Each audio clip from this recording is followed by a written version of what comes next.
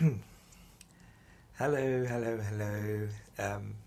Sorry about not being able to do recaps for a few weeks, but obviously I've been on holiday and been too tired to do it from all the holiday loveliness and walking about that I've been doing. But anyway, so this is my recap for season 10, episode 9, Breast World.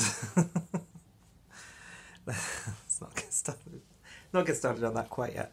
So, I thought it was quite nice that Stephen Colbert was in it because I really like Stephen Colbert. RuPaul did like a thing for, was it the Emmys or something or the Oscars with Stephen Colbert. Was it in January? I don't know when. But so that he might have filmed that bit on the same day because he was wearing like a tuxedo. So I think maybe that's where that came from. But anyway, I thought that was quite nice. And because he's very funny. So the mini challenge I thought was fine. I think it's like, I don't know how you feel about it, but I do feel this is something that happens in gay culture a lot. Not necessarily in wider LGBT culture, that we're basically manipulated into certain things because they wave attractive men in our faces and then we're kind of like drawn in. And sometimes that's fine, and sometimes you feel like it's a bit gratuitous and it's a bit silly and it's like, oh, okay, whatever. That's one bit. And then sometimes you think, oh, I'm overthinking this, blah, blah, blah, whatever. But I would say that some of those pants were very ugly and not very flattering, and it didn't make me want to buy them myself.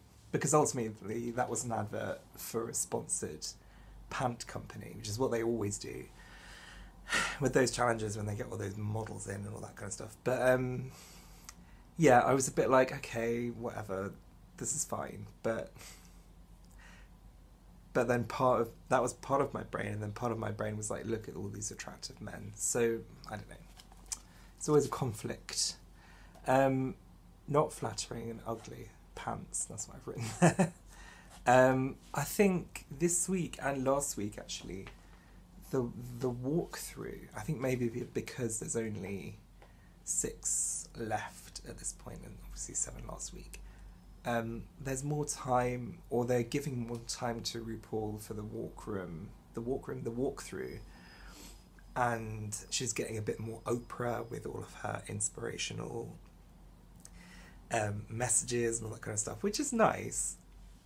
Kind of say, you've got to be yourself and all that kind of stuff, and it is true and good, and it's quite nice to see RuPaul have a bit more of a connection with the queens, a bit more of a human connection. So I like that. I like that the walkthrough is becoming a bit more of a thing. I really like Monet's curly wig with those white glasses.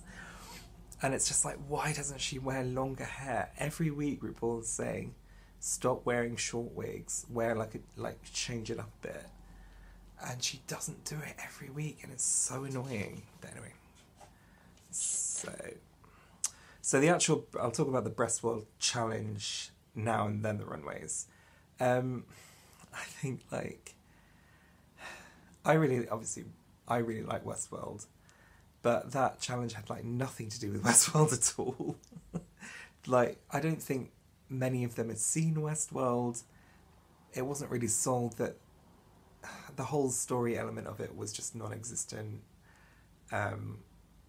The acting was quite bad. The writing was fine, but not great. It was just a bit of a crap challenge. And I do think sometimes they have these scripts that are written for 6 queens.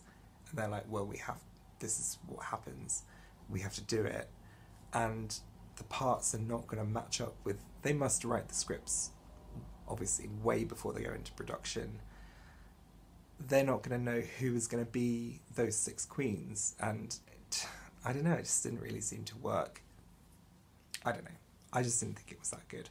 I thought Monet was good when she had a line at all. Asia, the whole thing with Asia coming in and being against what was going on in Westworld was just like, okay, BREASTWORLD, excuse me. I was like, okay, fair enough. I mean, she was great as like a Sarah Palin-esque person. That was quite funny. But like, why did that happen in the story? I don't know. Aquaria was predictably quite good as a robot. I mean, she can be really funny, which really annoys me because maybe against my better judgment, I'm beginning to start liking her now, I think, until we see her Runway, that is. What happened with not Aquaria, with Eureka? Like, what was wrong with her? It seemed like there was something wrong with her that day because she just wasn't understanding what was being asked of her, and it was just really odd. Because thing with Eureka, like last week with the share challenge, I think maybe because she's a bit of a control freak, she doesn't like to be given lines. She likes to riff and do what she needs to do, what she wants to do. She's given a script, or she's given a song that she has to sing line by line because of choreography, because of whatever. I don't think she likes it, and I think part of her rebels against it, and maybe that's why she wasn't taking the direction. Anyway, I don't know what exactly was going on, but it seemed odd that she would mess up so much in such a way. Anyway, she definitely deserved to be in the bottom, so there we go. Cracker, again, I love Cracker, and I think last week, obviously I didn't do a recap last week, so I've got like stuff that I need to get off my chest. Last week she was so harshly critiqued for what I thought, and Rupert thought, was really funny, was like a really funny bit in the Cher musical thing. And I think she was really harshly critiqued. This week, I think she could have done so much more comedy. She could have injected so much more comedy and character into that character. Like, there was just nothing there. She's just being a funny, relatively funny Cracker person. And I just wish, like, she wasn't, I guess because of the cameras and all that kind of stuff, she wasn't able to like move around and be as physical and as funny, but I don't know, she could have done so much more. So I was really worried that she was going to go this week, so obviously I was quite annoyed and sad about that. Runways, Abby and Alana from Broad City were the guest judges, which I thought was really nice.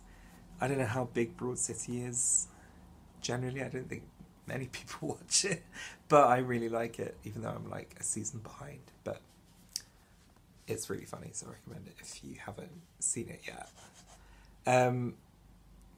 Runway wise, Cracker was good, but I think she could have looked a bit older. But I really liked the lips and the fact that she was like Meryl Streep from The Devil Wears Prada. That was great.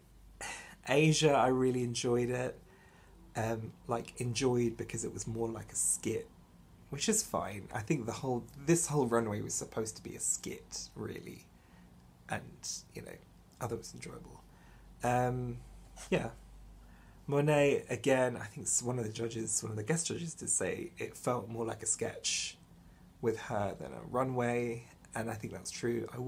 I did actually like the little thing of hair, the tiny bit of hair that she did have, but again, I wish she did longer hair, just to change the look up a bit. Aquarius look, I did not understand at all, and I'm at 9 minutes already, Christ. I just didn't understand it. I didn't like it. Maybe because it was nude look. I didn't really like visually. It just didn't have any impact at all, and I just didn't get it. Not happy about it. Eureka, I really like the hair and the face, but the actual look was really, really boring and terrible, really. Cameron, I really liked her hair and her like prosthetic and face and all that kind of stuff, but I feel like maybe she was funny, but maybe she was like really selling it a bit too much on the runway because she knew she did crap on the challenge. Yeah, I thought the lip sync was really, really good. I think it was okay that they both stayed. I did think that maybe they would keep Eureka. Just because Cameron... I don't know. I think maybe it was the right decision to keep them both. But one or both of them will go next week. That's what I think. Maybe Eureka will go next week.